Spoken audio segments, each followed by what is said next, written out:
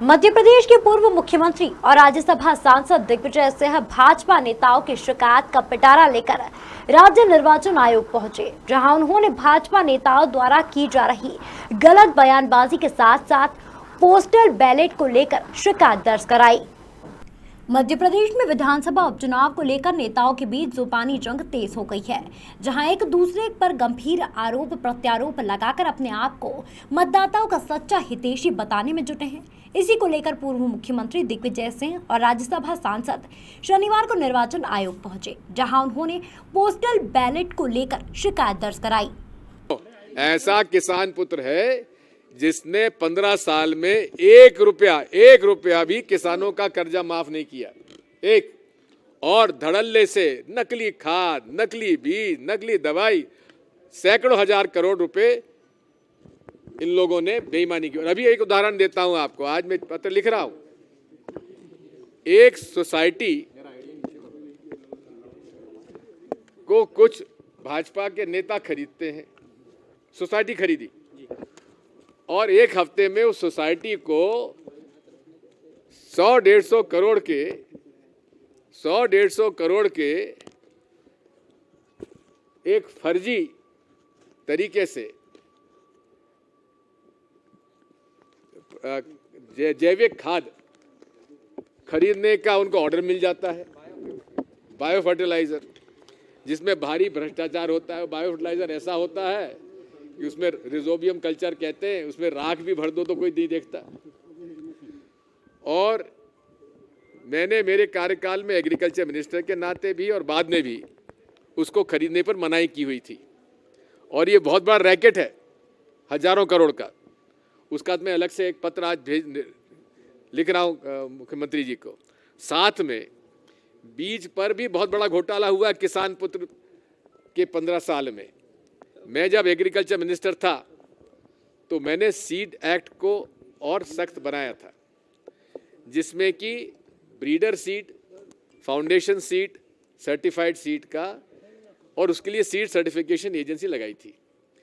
ये किसान पुत्र मामा उर्फ मामू ने अपने 15 साल में ट्रुथफुली लेबल्ड, जो कि सर्टिफाइड सीड नहीं है, उसको भी खरीदने के आदेश दे दिए थे, जिसकी वजह से हमारे कुछ लोगों ने, किसानों ने शिकायत की और धार में जी के में बहुत बड़ा इन्होंने पकड़ा है लोगों को, जहां बाजार से खरीदा हुआ बीज ग्रेडिंग कर उसको ट्रुथफुली लेबल सीड के नाम पर हजारों करोड़ रुपए इन लोगों ने कमा लिए।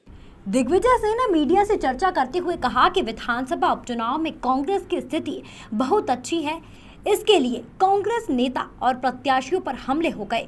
साथ ही उन्होंने मुख्यमंत्री शिवराज सिंह चौहान पर जुबानी हमला करते हुए कहा कि सीएम शिवराज अपने आप को किसान का बेटा कहते हैं, लेकिन 15 सालों में एक भी किसान का कर्ज माफ नहीं हुआ है।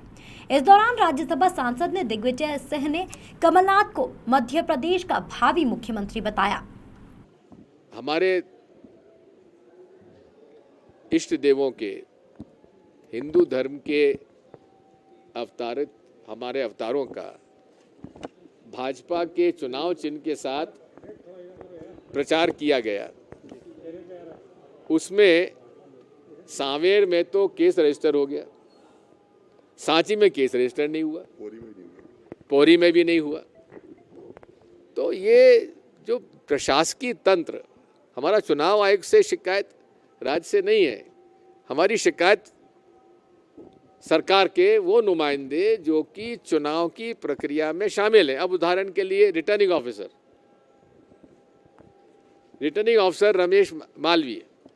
रवि मालवीय अशोकनगर का,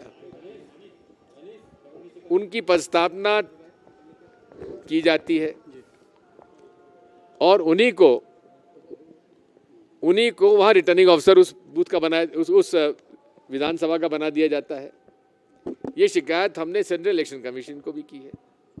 इसी प्रकार अनूपपुर में जो कमलेशपुरी, उनको डिप्टी कलेक्टर पोस्ट किया जाता है श्री बिसावलाल सिंह जी के सिफारिश पर, और उन्हीं को रिटर्निंग ऑफिसर बना दिया जाता है। ऐसे 8 लोग हैं जिसका स्थानांतरण सरकार गिरने के बाद हुए थे उनमें से 8 विधानसभा में वो रिटर्निंग ऑफिसर लगे हैं जिनको कि भाजपा ने